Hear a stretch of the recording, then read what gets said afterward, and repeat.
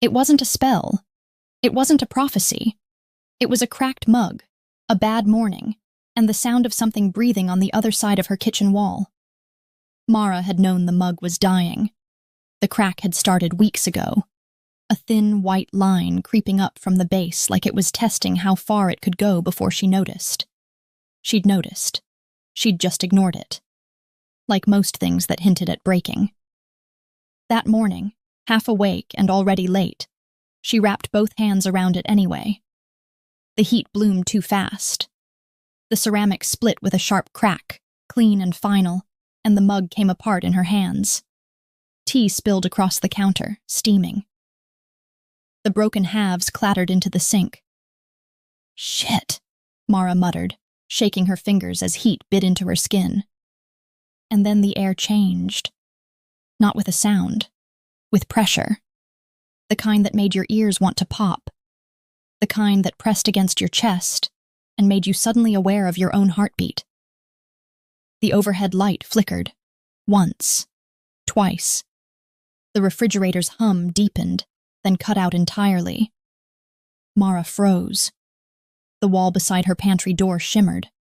Not like heat haze. Like the air itself had softened. Thickened. Rippled outward from a point she couldn't quite see. As if reality had taken a breath and forgotten how to exhale.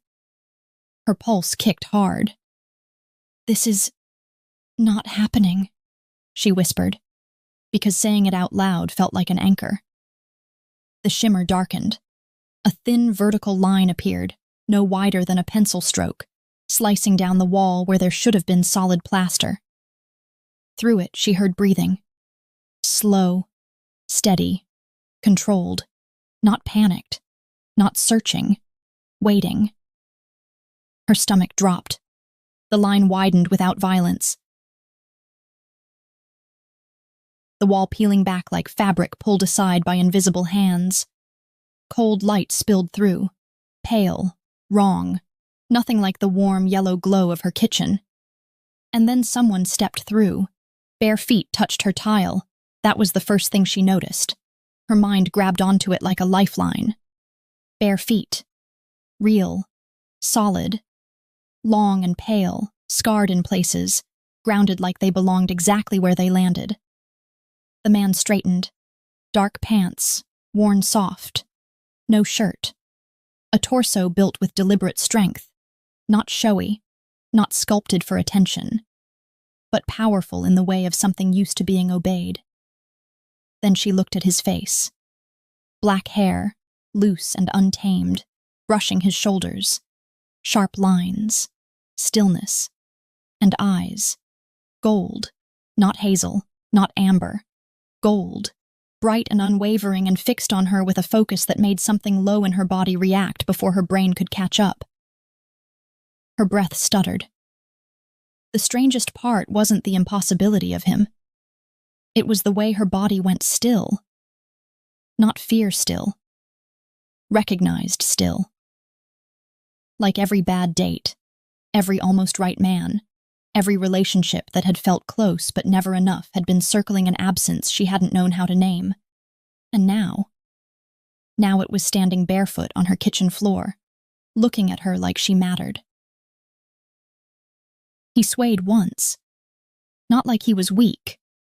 Like the room itself had shifted under him, and he was adjusting to new ground. One hand lifted, hovering near the tear in the air behind him without touching it, as if he were measuring something only he could sense. His gaze swept the kitchen in a single, efficient pass. The broken mug, the spilled tea, the flickering clock on the microwave. Then it came back to her, and stayed. Mara's breath caught. He took one step forward. Her body reacted before her mind did. She stepped back sharply, her hip bumping the counter, heart slamming hard enough to make her lightheaded. He stopped instantly. No hesitation. No frustration. Just control. Both hands lifted, palms open, not in surrender but in clarity. A signal that landed somewhere deep and steady in her chest. "Easy," he said. The word was quiet, low. It didn't rush her. It grounded her. Her shoulders loosened before she realized they'd been up around her ears. I'm not here to hurt you. His voice had weight to it. Not loud, not threatening, certain, the way men never were when they were pretending. Mara swallowed. Who? Her voice wobbled. She tried again. Who are you? He didn't rush to answer. That, more than anything, sent a strange shiver through her.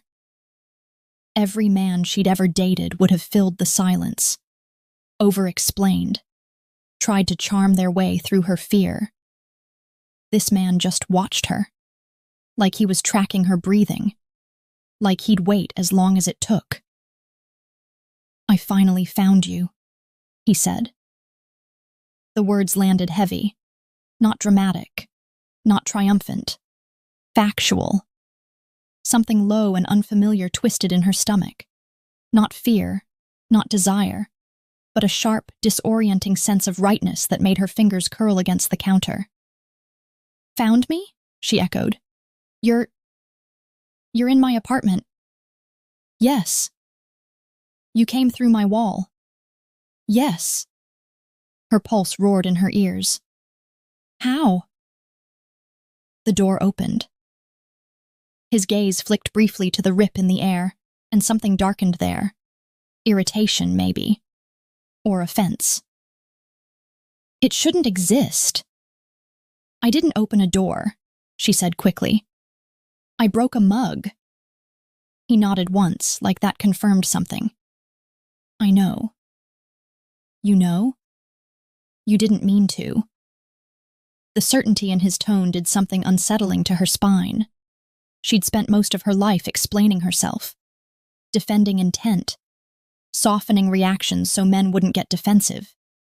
He just accepted her truth. Then leave, she blurted. The word tasted sharp and panicked, but it was out. For the first time, his expression shifted. Not anger.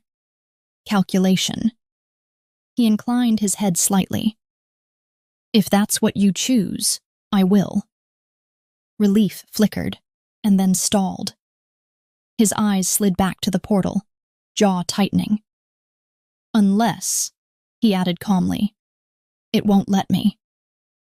Her stomach dropped. What does that mean? It means there are rules. His voice lowered, not threatening, contained. And one of them just broke. He looked at her again, not like a predator, like a man who had stepped into chaos and was already deciding how to keep it from swallowing her whole. And you, he said quietly, are standing in the center of it. Mara's knees felt weak, and underneath the fear, underneath the shock, her body registered something else. Something she didn't have language for yet. Safety. Not because nothing was wrong, but because someone capable had just arrived. You're not human, Mara said. The words came out steady, not accusing, not hysterical, observational. Kane went still, not frozen, contained. It was the stillness of something powerful choosing not to move. What makes you say that? He asked. She huffed a short, humorless breath. You walked out of my wall. You haven't blinked in like a full minute. And you're looking at me like you're tracking my pulse.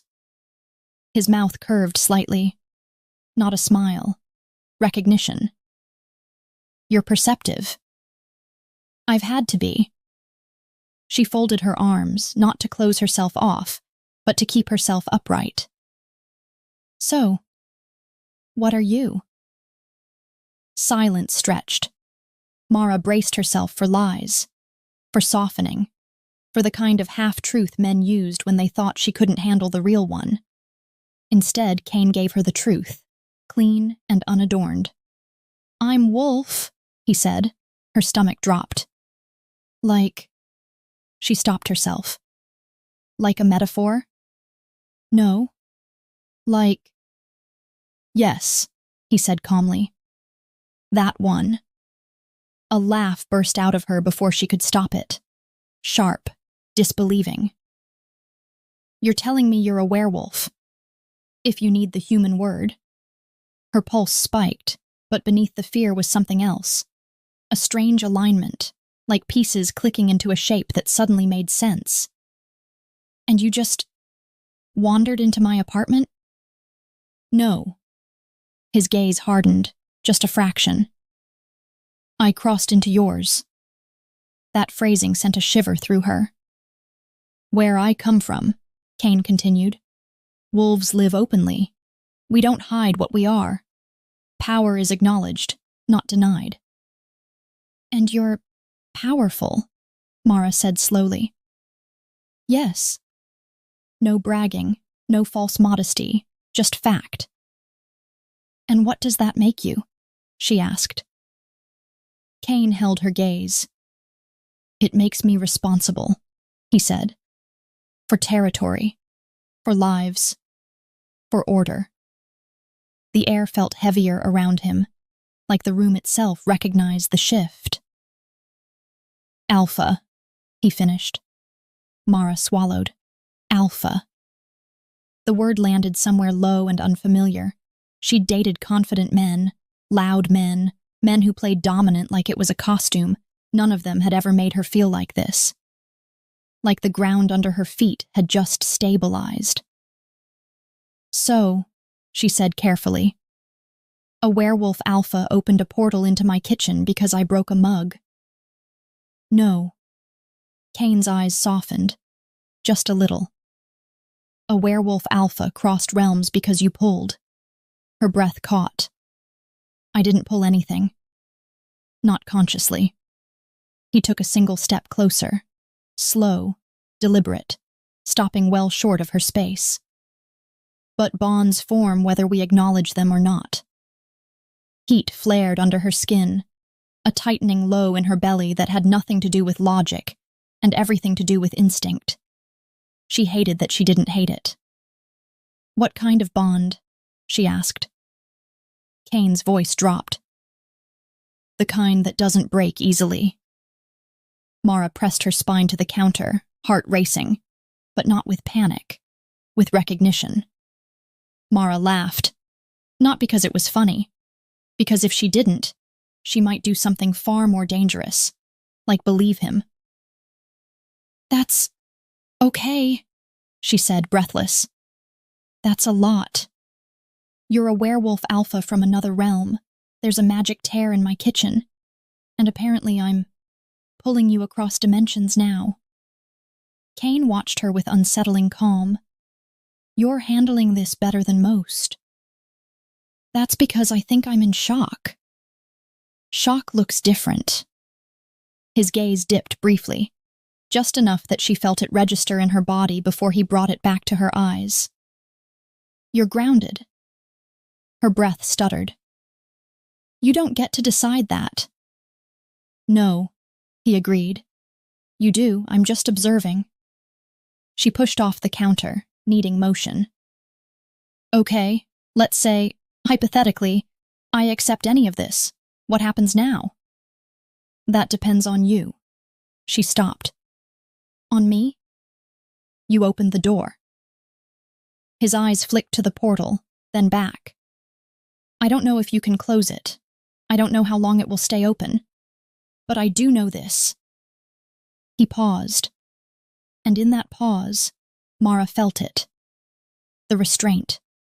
The effort it took for him not to reach for her, not to step closer, not to claim space the way every instinct in him clearly wanted to.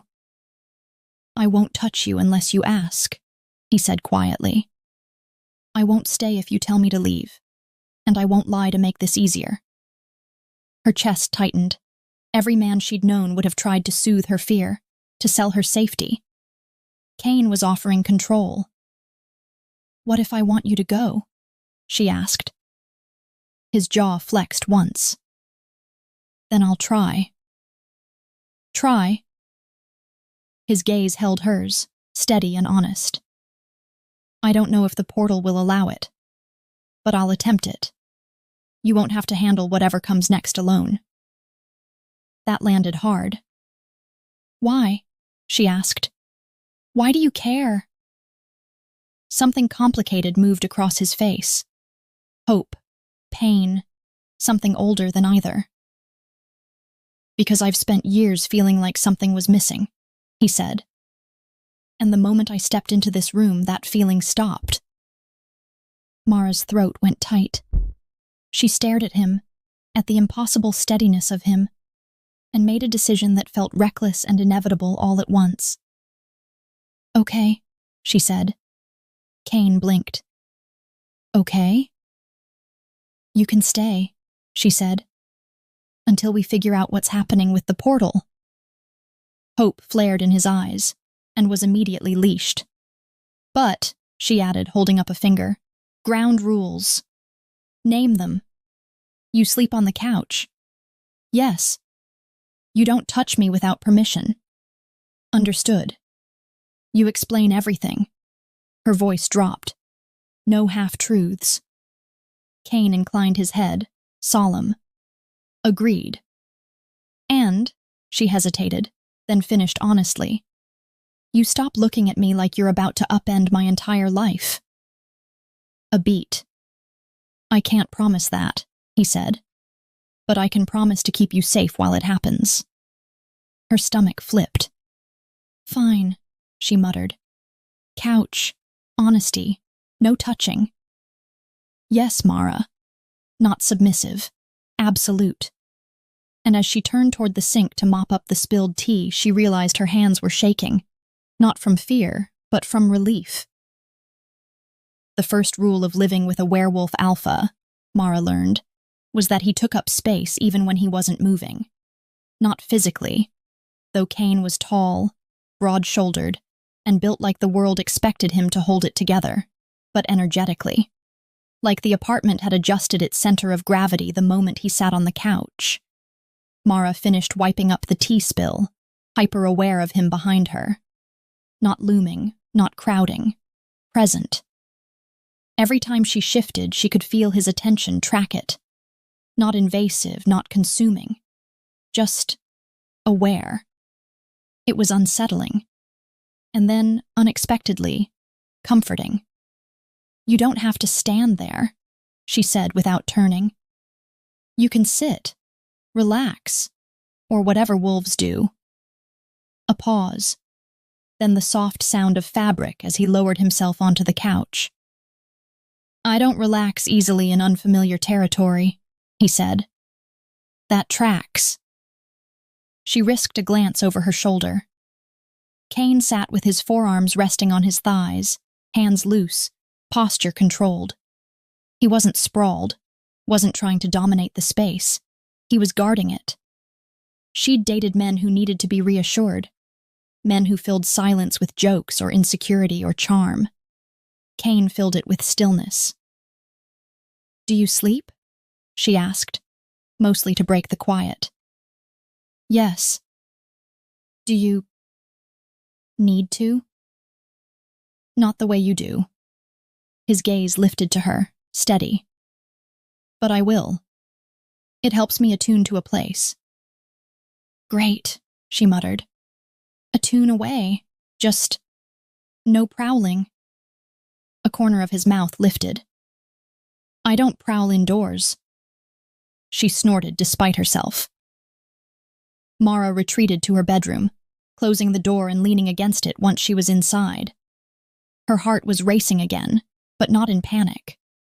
She pressed a hand to her chest, trying to understand the feeling.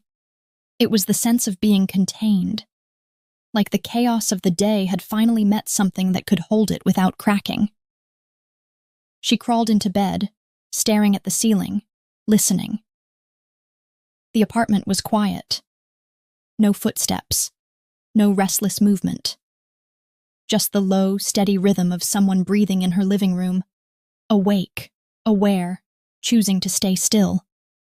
And for the first time in a long while, Mara fell asleep without bracing for something to go wrong. Mara woke sometime after midnight. Not abruptly, not from a nightmare, just aware. The apartment was dark, lit faintly by the city glow through her bedroom window. For a moment she lay still, listening. There it was. Breathing, slow, steady, unhurried. Not in her room, in the living room. The sound threaded through the quiet like an anchor, and to her own surprise, her body eased into it instead of tensing. She slipped out of bed, padding quietly down the hallway. The floor was cool beneath her feet. She rounded the corner and stopped. Kane was awake. He lay on the couch on his back, one arm folded behind his head, the other resting loose at his side. His eyes were open, gold catching faint light, tracking her instantly. But his body didn't move, didn't startle, didn't sit up. He'd known she was coming.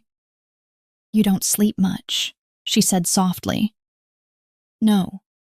His voice was low, careful not to disturb the quiet. "Neither do you." "I woke up." "Yes." She folded her arms, unsure what to do with herself. "You were watching." "I was listening?" "To what?"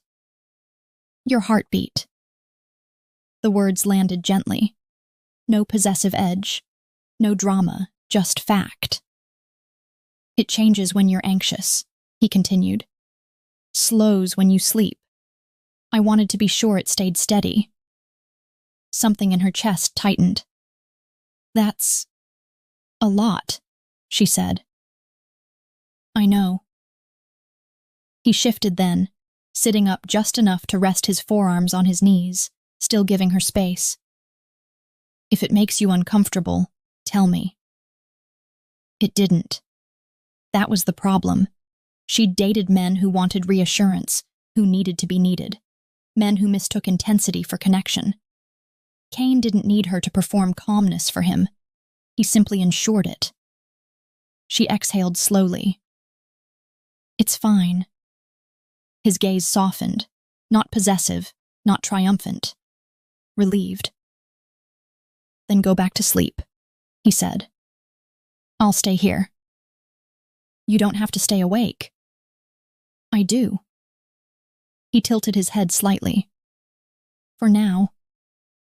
Something about that "for now" made her skin warm. "Okay," she murmured. She turned back toward her bedroom, pausing at the threshold. "Kane?" "Yes." "Thank you." "For what?" "For holding the night steady." He inclined his head, accepting the gratitude like it belonged there. Mara closed the door behind her and returned to bed. This time she slept deeply. Morning light crept into the apartment slowly, pale and ordinary, like the world had decided nothing unusual had happened at all. Mara woke to the smell of coffee. For a moment she stayed still, confused by the normalcy of it. Coffee meant routine, familiarity, a life that made sense. Then she remembered. Kane. The portal. The fact that there was a werewolf alpha in her living room making coffee like it belonged there. She sat up, heart thudding, and padded toward the kitchen. Kane stood at the counter, bare feet on tile, a mug in his hand. He'd put on the t-shirt and sweatpants she'd given him, the fabric stretching easily across his shoulders. The portal shimmered behind him, its cold light muted in the morning sun. He turned before she spoke. Not startled, aware. "Morning," he said. The word was simple, grounded. A soft warmth unfurled low in her stomach. "Morning," she echoed, leaning one shoulder against the frame. "You know how to use a coffee maker?" "I watched you yesterday." Of course he had. He held out the mug. "I made it the way you did. Let me know if it's wrong." She took it, fingers brushing his for a fraction of a second. Heat shot up her arm. Not electric, not sexual, but something deeper. She sipped. It was perfect. "You didn't ask how I take it." "I didn't need to." His gaze flicked to her mouth as she swallowed, then back to her eyes. controlled. You hesitated before adding sugar yesterday, then decided against it. Her eyebrows rose. You noticed that? Yes. Something settled in her chest at the certainty of it. They stood there in companionable quiet, the apartment filled with small, ordinary sounds, the coffee maker clicking off, the distant hum of traffic outside. It felt domestic, dangerously so. So, she said finally. What now? Kane set his mug down. Now we see how stable the portal is. Then we decide next steps. We. The word threaded through her in a way that made her spine straighten. And if it's not stable, then I'll adapt. His tone was calm, but underneath it was steel. I won't leave you with a problem you didn't choose. She watched him for a moment. The way he occupied the space without claiming it. The way his presence made the apartment feel quieter instead of crowded. Every man she'd dated before had needed reassurance that he mattered. Kane moved like it was already settled. Her phone buzzed on the counter, breaking the moment. A text from Jess. You alive? Haven't heard from you. Coffee this weekend? Mara stared at the screen, then laughed softly. What?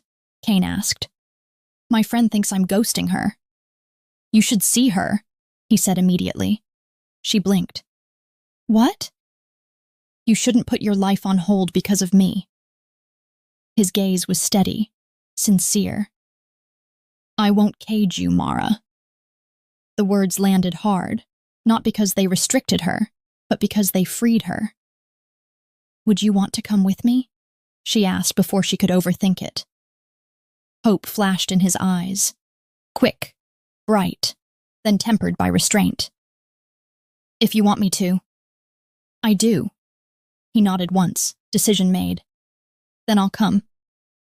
The outside world felt louder than she remembered. Cars rushed past. People brushed shoulders on the sidewalk, eyes fixed on phones, conversations spilling into the air without intention or care. The city pulsed with urgency. Mara stepped out of her building and instinctively slowed. Kane adjusted without a word. He didn't crowd her, didn't reach for her. He simply shifted his stride so he was half a step behind and to her left. Close enough to matter, far enough to leave her space. It was subtle, and it made her breathe easier. She'd never noticed before how often she scanned when she walked alone, how her shoulders stayed tight, how her pace was always a little too fast. With Kane beside her, her body stopped doing that.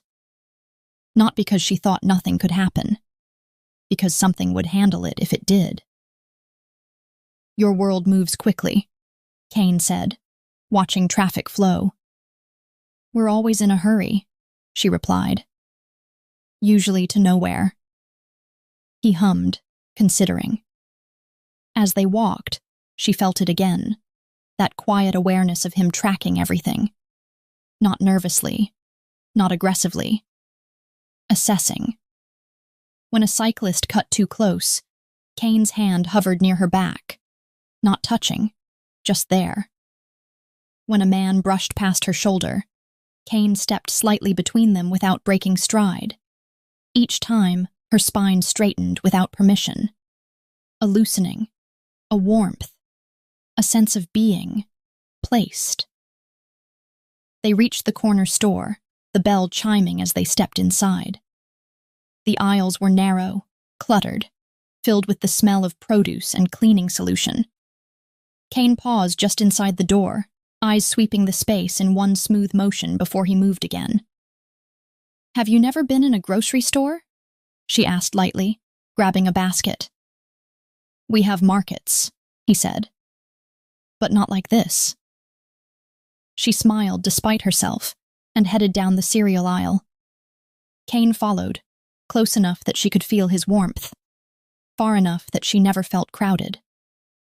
She reached for a box of cereal and froze. A man stood at the end of the aisle, staring. Not openly, not rudely, assessing. Mara felt it immediately, the old, familiar prickle between her shoulders, the reflexive awareness that came with being looked at, measured, evaluated. Before she could shift, Kane did. He didn't turn, didn't glare. He simply stepped into the space beside her, shoulder aligning with hers, presence closing the gap between her and the rest of the aisle like a door sliding shut. The air changed. The man's gaze flicked to Kane and stalled. His posture shifted, uncertainty rippling through him like he'd just realized he'd wandered somewhere he didn't belong. He looked away, moved on. Mara's breath came out slow and shaky. Her body hummed, not with fear, with something that felt dangerously close to relief. She turned her head slowly, looking up at Kane. "You didn't even look at him," she said. "I didn't need to." His gaze stayed on her, steady. "You noticed." "Yes." Then it mattered. Something in her chest cracked open. That was it. That was the difference. Every man she'd dated before had tried to react, to prove, to posture, to overcorrect. Kane simply contained the moment. She swallowed hard and turned back to the shelf. "Okay," she muttered. "We're getting cereal." Kane's mouth curved slightly. "Good choice." They unpacked groceries in near silence. Not awkward silence. Not the kind that begged to be filled. The kind that settled. Mara moved around her small kitchen, opening cabinets, sliding things into place. Kane followed her lead without comment, handing her items when she reached for them, watching where she put things and remembering. She noticed it in pieces. The way he waited until she gestured before placing anything. The way he adjusted automatically when she stepped back, giving her space without being asked. The way his attention never drifted. It made her acutely aware of her own body, of how relaxed she felt moving around him, how natural it was to exist in the same space without tension. "This goes here," she said, pointing to a cabinet above the sink. He placed the cereal box exactly where she indicated. Noted. "You don't have to treat this like a mission." "I don't." He met her gaze. "I treat it like yours." Her chest tightened. She turned back to the fridge, pretending to focus on arranging produce. She'd dated men who needed instruction, men who needed praise for listening. Kane listened like it was baseline, like her preferences were data he intended to carry forward. When everything was put away, she leaned against the counter and exhaled. That was surprisingly easy. "Yes," she snorted. "You're not big on commentary, are you?" "Commentary is often unnecessary." His gaze lingered on her, assessing, not her body, but her expression. "You look calmer." "I feel calmer." She hesitated, then admitted. "That's new for me." "Why?" She considered the question. "I'm usually on," she said slowly. "Managing, anticipating, making sure I'm not asking for too much." Kane's jaw tightened, not in anger, but in something sharper. "You don't ask for too much," he said. "You've just been with men who couldn't hold what you offered." The words landed with quiet force. Her throat went tight. She laughed softly, not because it was funny, but because it was painfully accurate. "You don't even know them." "I know patterns." His voice dropped. "And I know what your body does when it feels safe." Her breath caught. "You watch my body a lot," she said. "Yes." "Why?" "Because it tells the truth before you do." She looked at him then, really looked. At the stillness, at the restraint, at the way he never reached without invitation, yet somehow made it clear that if he ever did, it would be decisive. Not dominance as force, dominance as structure. She straightened, suddenly aware of how close they were standing. "Okay," she said, needing to ground herself. "So, portal check?" Kane inclined his head. "Yes. Let's see what we're dealing with." The portal didn't like being observed. That was the first thing Mara noticed. The moment they turned their attention to it, really looked, the shimmer along her kitchen wall pulsed, the light brightening and dimming in an uneven rhythm, like a heartbeat out of sync. Kane went still. Not the calm stillness she'd seen before. This was different. Focused. Alert.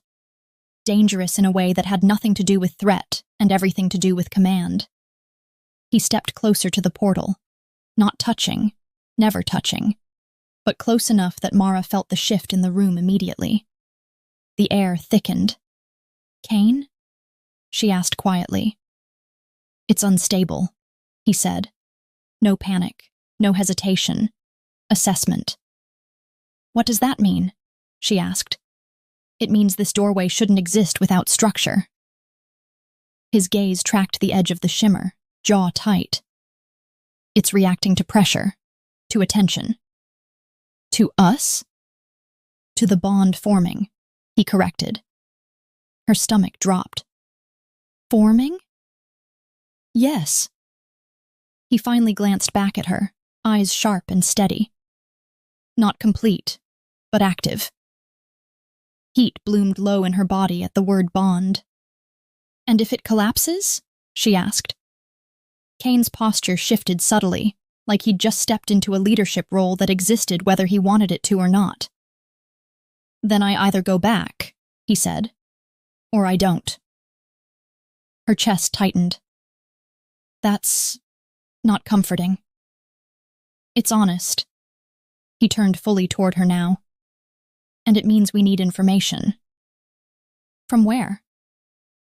"From someone who understands portal mechanics." His expression darkened. "Which usually means witches." She blinked. "You say that like I should know one." "In my world, I would." His mouth pressed into a thin line. "Here. I don't know what resources exist." Mara crossed her arms, thinking. "There are people, occult shops, consultants, probably 99% scams, but 1% might not be," Kane finished. She nodded. "Exactly." He studied her for a moment, and she felt it again, that sense of being measured, not judged. "Good," he said. "Then that's our next move." "Our." The word anchored her. "What about the portal while we're gone?" she asked. Kane's gaze flicked back to the shimmer. "It will hold for now, barely." A pause. "But we shouldn't leave it unattended for long." Her pulse spiked. "So we're on a clock." "Yes." The word settled heavy between them. Mara swallowed. "You're very calm about this." "I can't afford not to be." He looked at her then, something fierce and controlled in his eyes. "You're in the middle of something you didn't choose. My job is to keep it from becoming something that harms you." Her breath hitched. Not the idea of him protecting her. The certainty that he would. "All right," she said straighter now. "Then tell me what you need." Kane's gaze softened. Just a fraction. "I need you with me," he said. "And I need you honest about what you feel." She met his eyes. "I can do that." "Good." A beat. "Then get your shoes." Something about the way he said it, calm, decisive, already moving forward, sent a small electric thrill through her. Not excitement. Alignment. They moved fast. Not rushed, directed. Mara grabbed her jacket and shoes, her movements sharper now, purpose threading through her nerves. Kane waited by the door, already alert, eyes tracking the hallway through the peephole before he opened it. He didn't explain. He didn't need to. The door swung open, and Kane stepped out first. Not to lead exactly, but to set the frame. He scanned the stairwell in one smooth glance, then shifted just enough to let her pass. "Stay close," he said quietly. Her body obeyed before her brain registered the instruction. The stairwell smelled faintly of dust and old paint. Footsteps echoed below, someone heading up, and Kane adjusted his position automatically, placing himself between Mara and the sound without breaking stride. The person passed without incident. Mara exhaled slowly. She'd lived here for 3 years. No one had ever made her feel this aware of how much she'd been managing alone. Outside, the city hit them again. Noise, movement, unpredictability. Kane absorbed it like a structure-absorbing wind. His presence didn't block the world. It organized it. As they walked, she noticed heads turning, lingering glances, subtle shifts in posture from people who didn't know why they were suddenly paying attention, only that something in their space had changed. Kane didn't acknowledge any of it. He focused forward. A warmth in her core, a straightening of her spine, a sense of being seen with him rather than watched alone. "This is ridiculous," she muttered under her breath. "What is?" he asked without looking at her. "My brain knows you're a supernatural alpha from another realm, and that should be terrifying." "And?" "My body feels like it's finally stopped holding its breath." He glanced at her then, not slowing, not stopping, just a brief look that said he'd registered it. "Good," he said. "Then it's working." "What's working?" "Instinct." His voice stayed calm. "Yours." They turned onto a side street where the buildings grew older, narrower. Storefronts shifted from chain coffee shops to hand-painted signs and mismatched window displays. Mara slowed, eyes scanning. "There," she said, pointing. "That place, it's niche." Kane followed her gaze. Rowan Consulting. The sign was discreet, almost deliberately forgettable. "Magic doesn't advertise loudly," he said. "It survives by being overlooked." Her pulse jumped. "That's comforting." "It should be." They stopped outside the door. The moment stretched. She stepped half a pace closer. Kane noticed. He didn't touch her, but his shoulder angled toward her, blocking the street behind them. Containment. "You ready?" he asked. She nodded. "Yeah." "Then stay behind me until I say otherwise." The words weren't a request. They were a promise. The bell above the door chimed softly as Kane stepped inside. The space beyond was nothing like Mara expected. No incense, no crystals, no cluttered shelves of talismans or spell jars. Just clean lines, pale walls, a modern desk, and a woman in her 40s seated behind it, fingers flying across a laptop. She didn't look up right away. "Appointments only," she said briskly. "If you're looking for tarot or aura photography, you've got the wrong—" She stopped. Slowly, deliberately, she lifted her head. Her gaze landed on Kane, and changed. Mara felt it like a pressure shift, subtle but unmistakable. The woman straightened, eyes sharpening not with fear, but with recognition. "Interesting," she murmured. Kane inclined his head once, not submissive, not confrontational, equal. "You're sensitive," he said. The woman's lips curved. "That obvious?" "You felt me before you saw me." "And you clocked me in about half a second," she replied. "So yes, sensitive. And you're not from around here." "No." Her eyes flicked past him to Mara, then back. "And you brought her with you?" Kane didn't answer immediately. Mara felt his attention check in with her, silent, grounding, before he spoke. She's the reason I'm here. The woman studied Mara more carefully now, not prying, assessing. Ah, she said softly. That explains it. Explains what? Mara asked. The pull, the woman replied. It's loud on you, not uncontrolled, just active. Mara's stomach flipped. That's not comforting. It's not meant to be. The woman rose from her chair, moving around the desk. It means something's already in motion. She stopped a few feet away from Kane. Up close, the air felt thicker. Mara could almost see the tension between them. Not hostile, but wary. Two beings who understood power, measuring without posturing. You're alpha, the woman said. Yes. And you crossed realms without a fixed anchor. Her brows rose slightly.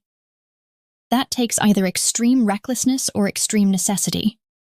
Kane's jaw set. This wasn't optional. No, she agreed. It never is. She turned back toward her desk. I'm Nora. Kane. Mara, she added, because it felt important that her name be said aloud. Nora nodded.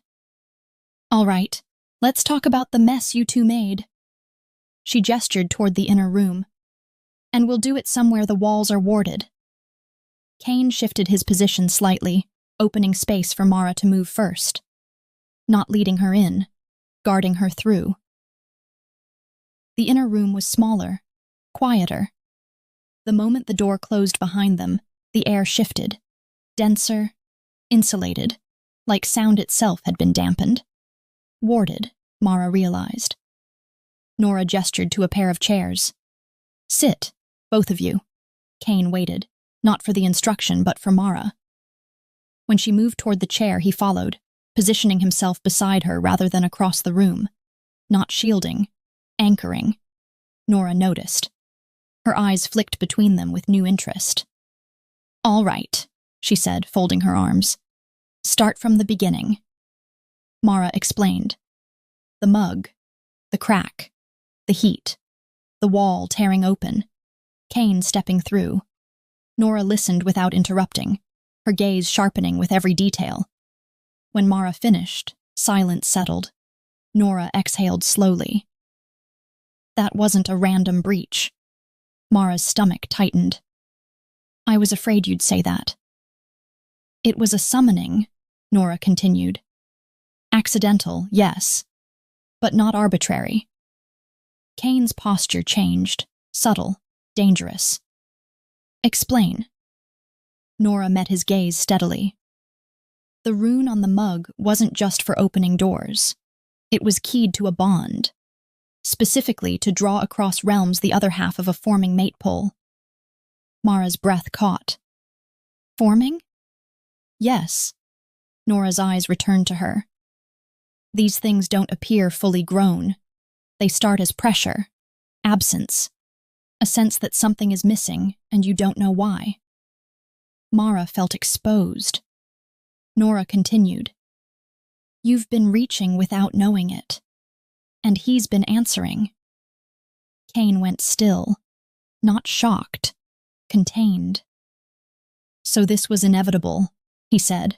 Nora tilted her head. Nothing is inevitable until it's chosen, but yes, this was already in motion. Mara's pulse roared in her ears. So what happens now?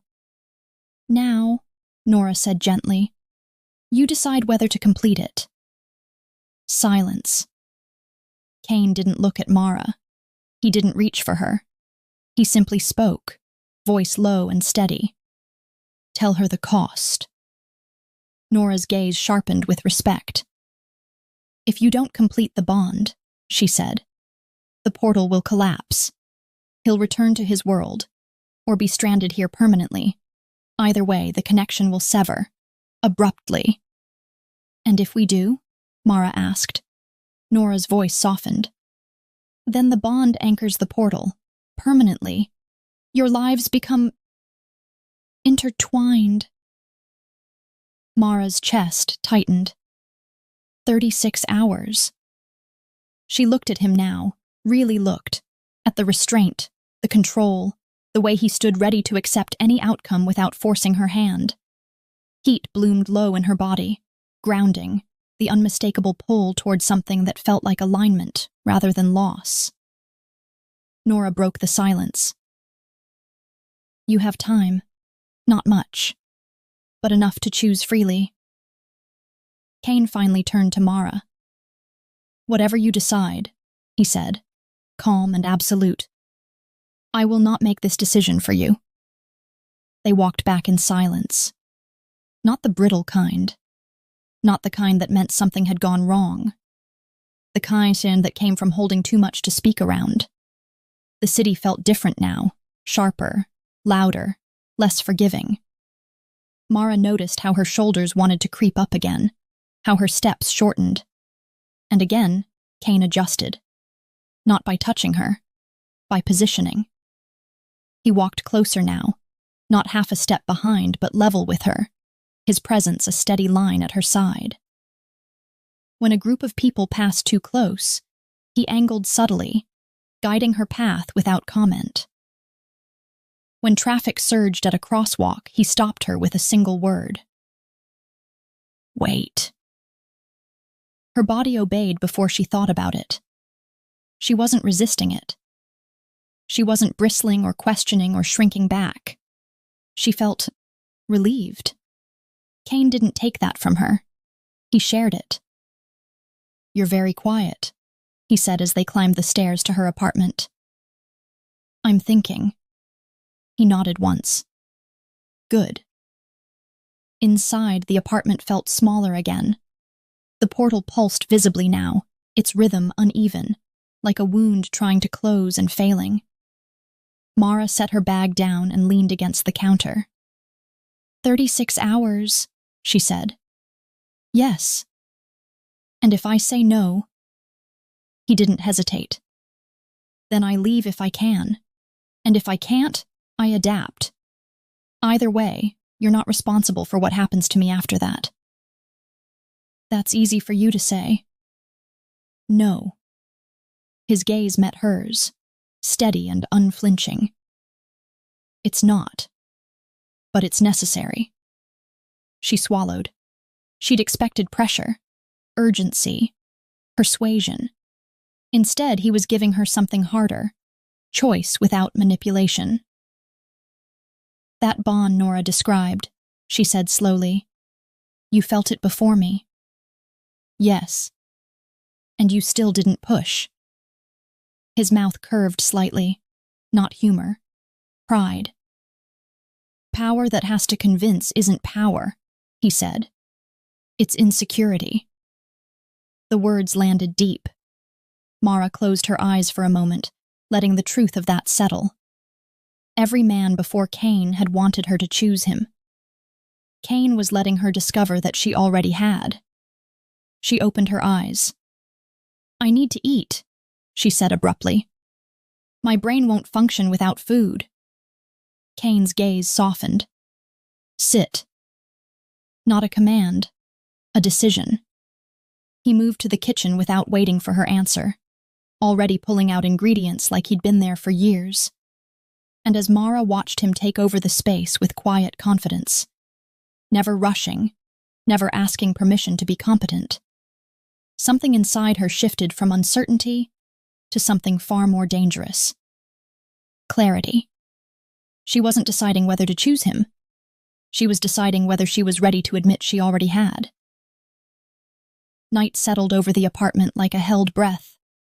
City lights bled through the windows, casting long shadows across the floor.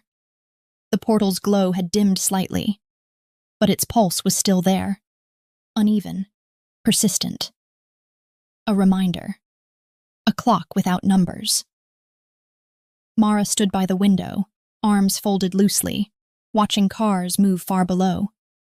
Kane lingered a few steps behind her, giving her space without leaving her alone. Do you miss it? She asked quietly. He didn't need to ask what she meant. Yes, Kane said. but not in the way I expected. She glanced back at him. How so? I miss my people, my land. His gaze drifted toward the portal, distant. But I don't miss the weight of pretending I was complete without you. The honesty of it hit her harder than any plea could have. That's a lot to put on someone you've known for days. Yes. He didn't argue it. Which is why I won't ask you to carry it. Mara turned fully toward him now. You keep saying that. Because it's true. He leaned one shoulder against the wall, relaxed, but attentive. If you choose me, it has to be because the life that forms around us feels right to you, not because you're afraid of what happens if you say no. She swallowed. And if I do say no? Then I will grieve, he said simply, and I will survive it. Something about the certainty in his tone, no melodrama, no bargaining, made her chest tighten. That sounds lonely. It was, he said. Before. The word lingered. Mara stared at the city again, at the familiar streets that had always felt like a holding pattern rather than a destination. What if I choose you and I lose myself? She asked. What if I disappear into your world and don't recognize who I become? Kane stepped closer. Not into her space, but into her line of sight. You won't, he said. How do you know? Because I wouldn't accept you if you did. His gaze held hers, unyielding. I don't want a smaller version of you. I want the one who stands exactly where you are and still chooses forward. Her breath hitched. Every man she'd loved before had wanted her to bend. Kane was asking her to remain whole. And if I change? She whispered. You will, he said. So will I. That's not loss. That's movement. Silence settled between them again, heavier now, charged with truth.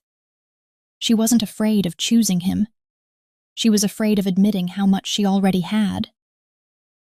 Mara didn't remember deciding to move. She only knew that suddenly the distance between them felt wrong. Not dangerous. Incomplete. She crossed the room slowly, giving herself time to stop if she needed to. Kane watched her approach without moving, his attention sharpening but his body staying still, like a held line. When she stopped in front of him, close enough that she could feel the heat of him, he spoke first. Tell me if this isn't okay. The words grounded her. It's okay, she said. She gestured vaguely, frustrated by the limits of language. I need to know what this feels like. Kane nodded once. Acceptance. Permission given without pressure. Touch me, he said quietly. The invitation wasn't hungry. It was controlled. Mara lifted her hand and placed it flat against his chest. Warm, solid, steady. His heartbeat was slow beneath her palm, unhurried, powerful, unbothered by proximity. Her own pulse, by contrast, skidded. She slid her hand slightly, testing. Kane inhaled deeply, jaw tightening, not with impatience but restraint. He didn't reach for her, didn't close the distance. He let her lead. Something in her loosened at that. Some old knot she hadn't known was there. You're very patient, she murmured. I'm really not, he said honestly. I'm just disciplined.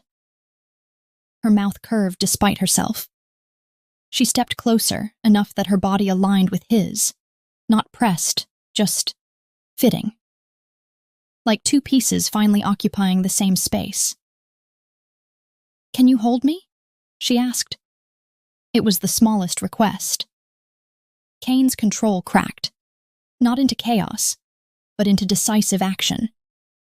His arms came around her, firm and certain, pulling her into his chest. Not crushing, not tentative, holding. Mara's breath left her in a shaky rush as her body melted into the contact, relief flooding through her so intensely it bordered on emotion. This was it. This was what her body had been bracing for all these years. Not touch for reassurance, touch as containment. Kane's chin rested lightly atop her head, his breath warm against her hair. "I've got you," he said quietly. And for the first time since the portal opened, since her life split open at the seams, Mara believed it. She wasn't being swept away. She was being anchored. Nora arrived just before sunset. The knock was precise, unhurried, confident in being expected. Kane was already on his feet when it came, posture shifting, not defensive, not aggressive, ready. He glanced once at Mara. "You don't have to do anything you don't want to," he said quietly. "At any point." Mara nodded. "I know." That was the difference now. She didn't need reassurance. She needed acknowledgement. Kane opened the door. Nora stepped inside with a leather satchel slung over one shoulder, the faint clink of glass and metal sounding from within. "Well," Nora said, taking in the room, the portal's now steady pulse, the way Mara stood at Kane's side without hesitation. "That answers my first question." "You feel it," Kane said. Nora smiled faintly. Anyone with half a sense would. She set the satchel on the table and began unpacking with efficient movements. Candles, chalk, small vials, a shallow bowl etched with symbols that made Mara's eyes prickle if she stared too long. "This isn't a complicated ritual," Nora said. "But it is exact. Mate bonds don't require performance. They require truth." Her gaze flicked to Mara. "You're still choosing this?" "Yes." No hesitation, no tightening in her chest, just clarity. Nora nodded, satisfied. "Good. Then we proceed." Kane moved instinctively, not in front of Mara, not behind her, but beside her. Close enough that she could feel the heat of him, the quiet power that radiated outward like a stabilizing field. "This won't hurt," Nora continued. "But it will be intense. You'll feel each other fully for the first time. Emotions, instincts. The connection will lock." Mara swallowed. "And after?" "After," Nora said. "You're no longer two people circling the same gravity well. You're a system." Kane's hand brushed Mara's, brief, asking. She laced her fingers through his without thinking. "Yes," she said again. "I'm ready." Nora drew the circle with practiced care, chalk whispering against the floor. The air inside it thickened, not ominous, focused. When it was done, she stepped back. "Kane," Nora said, "you go first." He turned to Mara fully now, not towering, not looming, present. Every instinct in him was contained, waiting for her eyes, her breath, her readiness. "Look at me," he said softly. She did. And the world narrowed until there was nothing but the space between them, charged, inevitable, steady. "Are you here by choice?" Kane asked. "Yes." "Are you choosing me? Not as escape, not as fantasy, but as a life you intend to build?" "Yes." His jaw flexed once, satisfied. Then he spoke. "Mara," Kane said, and the air listened. "I claim you as my mate, not to own you, but to stand with you. I bind myself to you freely, completely. My strength, my protection, my loyalty, my future, all of it is yours." Power surged, not wild, controlled. Mara gasped as it rolled through her. Heat, pressure, recognition so deep it made her knees weaken. Nora's voice cut through gently. "Mara, She tightened her grip on Kane's hands. "I accept," she said, voice steady even as everything inside her flared. "I choose you. I choose this bond, this life, this future. I step into it whole." The bond snapped into place. Not violently, perfectly. Like something that had been waiting finally found its mark. Mara felt Kane fully then, his certainty, his fierce restraint, the depth of his devotion crashing through her in a wave so strong it stole her breath. He caught her instantly, arms locking around her, anchoring her as the magic settled. His mouth brushed her temple, reverent. "Mine," he murmured, not possessive, but absolute. "Yours," she answered, just as sure. Behind them, the portal changed its tone, no longer strained, no longer unstable, steady, anchored. Nora exhaled, satisfied. "It's done." Mara sagged slightly against Kane, boneless with the weight of it. Kane held her without effort, without question. The magic didn't vanish all at once. It settled, like dust after a storm, like water finding its level. Mara became aware of Kane in layers, his warmth first, then his breath, then something deeper. A constant presence under her skin, not loud, not intrusive, just there, steady, certain. She could feel his emotions now, not in words, but in impressions. Relief so profound it bordered on reverence. Joy held carefully, like something precious. And underneath it all, a vast, immovable sense of commitment. Not obligation, choice, renewed every second. "Easy," Kane murmured, arms firm around her as her knees threatened to buckle. "I've got you." She nodded, pressing her forehead to his chest, letting the last of the energy pass through her. When she straightened again, the room felt different, quieter, balanced. The portal glowed softly against the wall, no longer pulsing erratically. Its edges were clean now, defined, less a wound, more a doorway. Nora watched it with approval.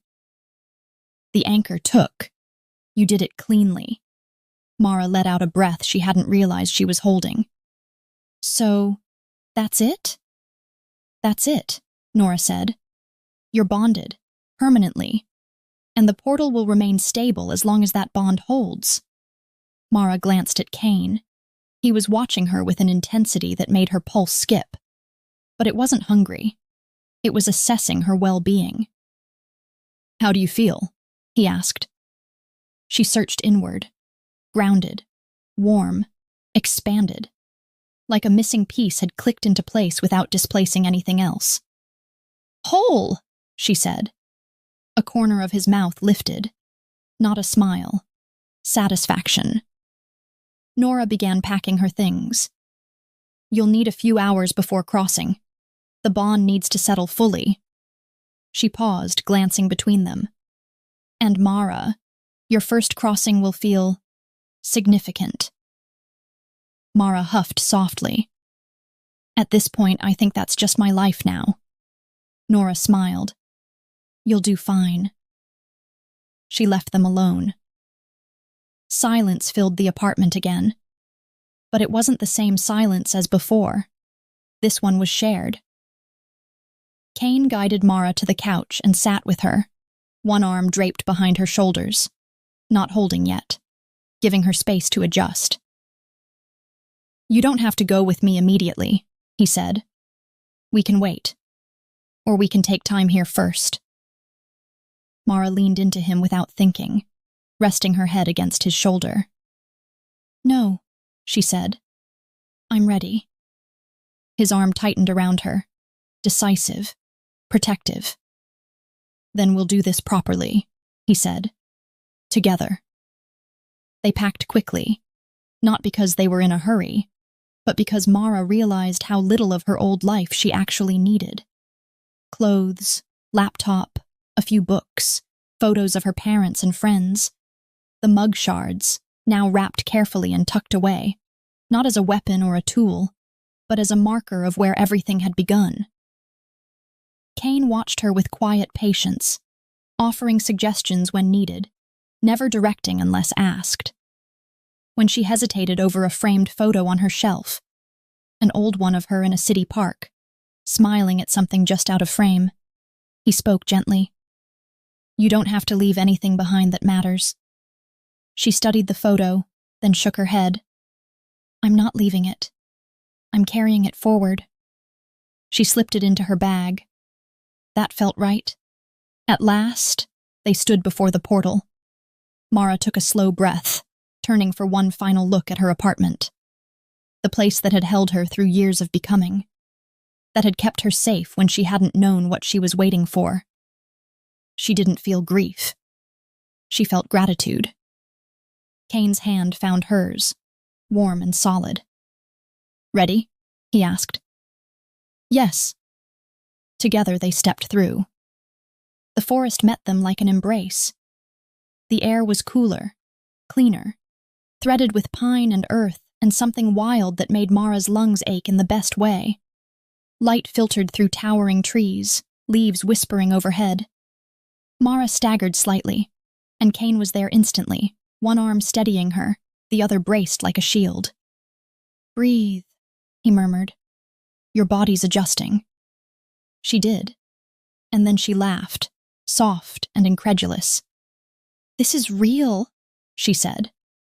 "Yes," Kane replied, watching her with something like awe. "This is home." Footsteps approached. A man emerged from the trees, tall, broad, red-haired, with sharp green eyes that locked on Kane immediately. "About damn time," he said. "You disappeared without explanation." "Finn," Kane said. Relief flashed through the bond. "I'm sorry." Finn's gaze slid to Mara, curiosity sharpening. Then, recognition. "Well," he said slowly, "that explains everything." Mara smiled faintly. "I'm Mara." "Finn," he replied, offering a hand. "Second, and the person who's been holding things together while our alpha decided to rewrite destiny." Kane snorted softly. Finn gestured toward the path ahead. "They're waiting." "Everyone?" Mara asked. "Everyone," Finn confirmed. They felt the bond lock. Mara's pulse jumped, but Kane's hand tightened around hers, grounding her instantly. "I'm with you," he said. She nodded. "I know." The clearing opened slowly, not dramatically, not with spectacle, just revealed. Homes built into the land, firelight, people, wolves in human form, gathered in quiet anticipation. When Kane stepped forward, the space shifted, not because he demanded it, because it recognized him. Mara felt it through the bond, the way the pack oriented, attention sharpening, respect flowing like a current. An older woman stepped forward, gray hair braided, eyes keen. "Alpha," she said. "You return." "I do," Kane replied. Her gaze moved to Mara, evaluated, warmed. "And you bring your mate." "Yes." A beat, then the woman smiled. "Welcome, Luna." The word rippled outward, echoed by others, not shouted, accepted. Mara felt the pack bond reach for her, curious, cautious, open. She didn't shrink. She stood tall. "Thank you," she said. Kane's pride washed through her, contained but fierce. That night, in the home that would become theirs, Kane carried her over the threshold, not because she needed it, because it mattered. Later, when the door closed behind them and the world narrowed to just the two of them, Kane pulled her close. His hands moved with purpose now, sliding along her waist, up her back, threading into her hair. Each touch deliberate, claiming without demanding. When his mouth found hers, the kiss wasn't gentle. It was inevitable. Mara's fingers curled into his shirt, pulling him closer, and felt his restraint shift, not breaking but redirecting. His hands tightened at her hips, guiding her backward until her spine met the wall. "Tell me to stop," he said against her mouth. "Don't," she breathed. His control fractured, just enough. He lifted her easily, her legs wrapping around his waist, his body a solid line of heat against hers. The world became sensation, his mouth on her throat, his hands sure and steady, the way he held her like she weighed nothing and mattered everything. When he carried her to the bed, the air between them crackled with promise. Kane's touch was reverent, but possessive, his restraint finally giving way to something deeper. He mapped her skin with his hands, his mouth, learning what made her gasp, what made her arch into him. "Mine," he murmured against her collarbone, and it wasn't a question. "Yours," she answered, breathless. And when their bodies finally joined, when dominance became devotion and possession became promise, Mara understood the final truth. She had never been waiting for someone to save her. She had been waiting for someone strong enough to stand beside her. Mara learned the forest had its own rhythm, not rushed, not idle, intentional. Morning light filtered through the trees in layered gold, and she stood at the edge of the clearing, watching the younger wolves spar, barefoot, laughing, testing strength without malice. She hadn't been afraid the first time she saw it. That surprised her. The bond had settled into something constant now, not loud, not demanding. Kane was always there, a steady presence at the back of her awareness, not watching her, holding the perimeter. "You're up early." His voice came from behind her, low, familiar, grounding. She felt him approach before she heard him, her body responding automatically, shoulders loosening as his presence aligned with hers. "Couldn't sleep," she said. "The quiet wakes me sometimes." Kane stopped close enough that she could feel his warmth, not touching yet. "Do you want me to?" he asked. "Yes."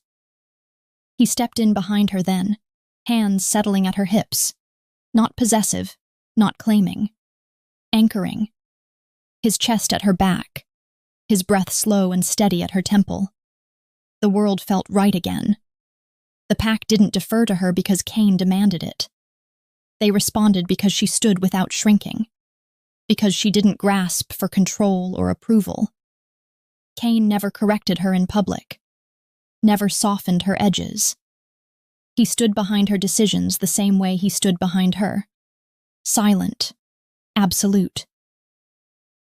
"You changed them," Finn had said once, watching the pack gather around her without fear. Mara had frowned. "I didn't try to." Finn had smiled. "Exactly." That night, Kane's house glowed warm against the dark.